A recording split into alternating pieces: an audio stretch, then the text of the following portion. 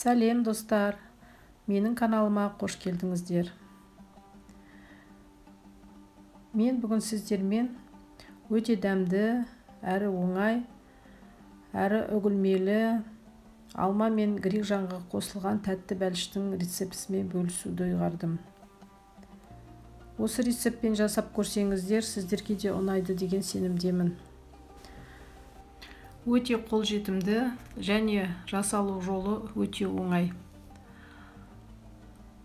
Бұл бәлішті дайындау үшін бізге ең алдымен ұн, май керек болады, сары май, грек жаңғағы, қант, ванильді қант, корица және алма.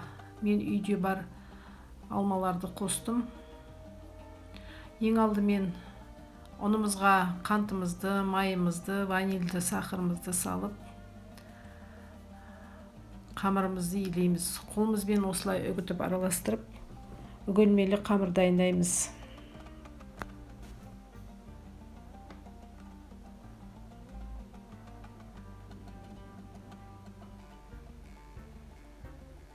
Қолымызбен әбден араластырып, мінекей осындай жабысқақ қамыр шығу керек.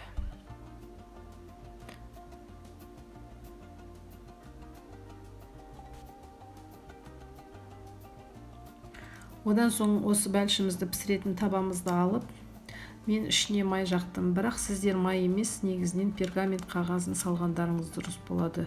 Өйткені пирогтарыңыз жабысып қалуы мүмкін. Және қамырымыздың шамалы бөлігін алып қаламыз да,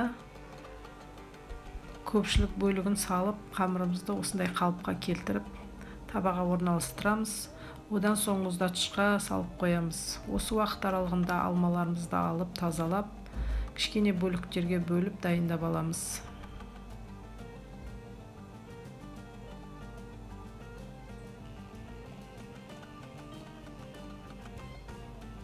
Одан кейін қамырымыздың үстіне алмаларымызды тізіп орналастырамыз. Оның үстіне дайындап алған қантымызды себеміз.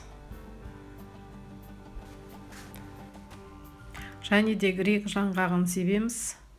Оны пышақтың көмегімен майдалап алдым. Негізі грек жаңғағын қатты үгітпейміз. Одан соң үстіне корицаны себеміз. Корица мен алма екеуі бәлішке ерекше бір дәм беріп тұратын болады. Одан кейін қамырымыздың қалған бөлігін үстіне сеуіп шығамыз. 180 градуста қызып тұрған пешімізде 30-35 минутта бәлішімізді пісіріп аламыз.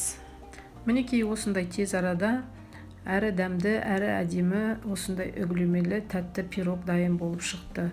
Осы рецепт бойынша дайындап көрсеңіздер болады. Кез келген уақытта тез арада үй жағдайында осы рецепт бойынша дайындауларыңызға болады. Егер менің каналым сіздерге пайдалы болып жатса, менің каналыма тіркеліп, лайк басып, пікір жазып, менің каналымның дамуына үлес қоса отырсаңыздар екен. Алдағы уақытта көптеген дәмді рецепттерді көретін боласыздар. Көңілдеріңізге рахмет, сау болыңыздар.